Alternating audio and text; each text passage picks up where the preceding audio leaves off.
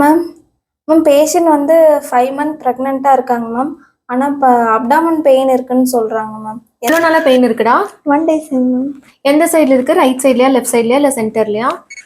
எப்படிடா, ஷார்ப்பா பெயின் இருக்கிற மாதிரி இருக்கா? ஆமாம். கீழ இருந்து ஏதோ மேல இழுக்கிற மாதிரி இருக்கா? ஆமாம். யூரின் போகும்போது எரிச்சல், ஒயிட் டிஸ்சார்ஜ் அந்த மாதிரி ஏதாவது? இல்லை மேம். ஓகே. ப்ளீடிங் அந்த மாதிரி ஏதாவது ஒரு ப்ராப்ளம்? இல்லை மேம், எதுவுமே இல்லை மேம். ஓகே. நார்மலா பிரெக்னன்சில வந்து 3 months வரைக்கும் யூட்ரஸ் வந்து அந்த பெல்விஸ்குள்ள தாண்டா இருக்கும். 3 monthsக்கு அப்புறம் தான் மேல வர ஆரம்பிக்கும். ஸோ அரௌண்ட் அந்த 4th month 5th monthல யூட்ரஸ் உள்ள இருந்து வெளியில வரும்போது அது வந்து அட்டாச் ஆயிருக்க லிகமெண்ட் வந்து ஸ்ட்ரெச் ஆகும், மசில்ஸ் எல்லாம் ஸ்ட்ரெச் ஆகும். ஸோ அந்த டைம்ல வந்து நம்மளுக்கு ஷார்ப்பா பெயின் இருக்கும், இழுக்கிற மாதிரி டிராகிங் பெயின் இருக்கும். இது வந்து நார்மல் தான். இது வந்து நம்ம மூவ் பண்ணும்போது சம்டைம்ஸ் வந்து ஜாஸ்தி ஆகும், பொசிஷன் சேஞ்ச் பண்ணும்போது, மூவ் பண்ணும்போது. ஸோ இதை பார்த்து நம்ம பயப்பட வேண்டியதில்லை. இது அப்படியே சரியாயிடும், கொஞ்ச நேரம் இருக்கும், சரியாயிடும். தண்ணி மட்டும் நிறைய குடிச்சா போதும். இன்கேஸ் வந்து உங்களுக்கு யூரின் போகும்போது எரிச்சல் இருக்கு, இல்ல ப்ளீடிங் ஏதாவது வருது, இல்ல ஒயிட் டிஸ்சார்ஜ் வருது அப்படின்னா தான் அப்நார்மல். அதர்வைஸ் வந்து இந்த டைப் ஆஃப் பெயின் வந்து நிறைய பேருக்கு நார்மலாவே இருக்கும்.